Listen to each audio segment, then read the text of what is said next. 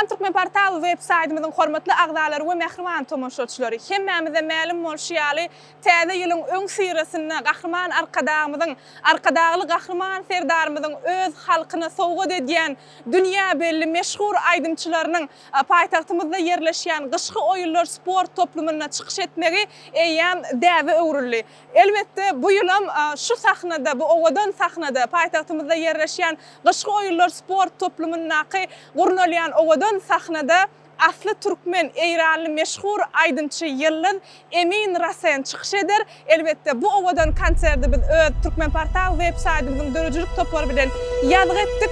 Sizem Türkmen Portal web-saytynyň daşlaşmaň, çünki Türkmen Portal web-saytynyň üstü bilen bu owadan konserde, ýagny asly türkmen eýranly meşhur aýdymçy Emin Rasenyň konserdine biziň saytymyzyň üstü bilen tomoşa edin.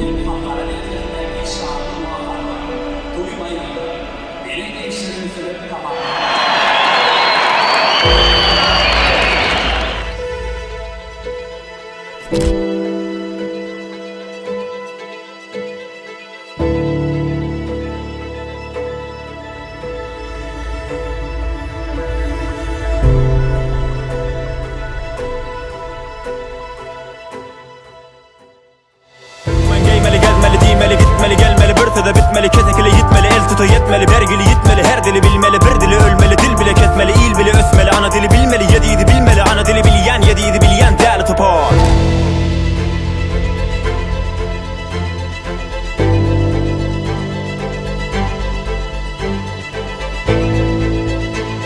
Enende ah diyen de vah diyen, bir atan utturan da ah diyen, bir dostun kıydadı, sonku dost, kardeşin, köp dostin, kopisi, bil, kipin dostu, bitin aşkışın. Hoş bulduk. Allah'dan köp şükür edin, nesip etti. Atavatan Türkmenistan'a gelmegi. İlk baştan Allah'dan köp şükür edilen, sonunda hurmatly gahryman arkadağımız hem de arkadağlı gahryman serdarımıza köp minnetdarlığımı bildiriyen. Zanları sağ olsun, başları dik olsun inşallah.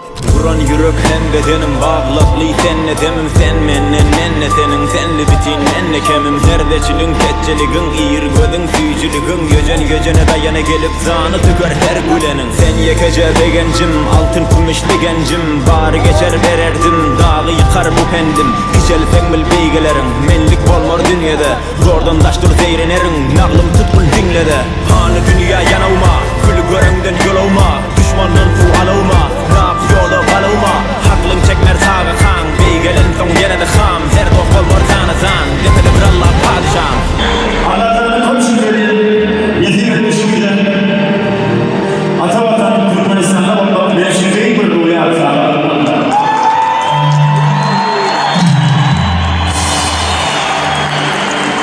Kurban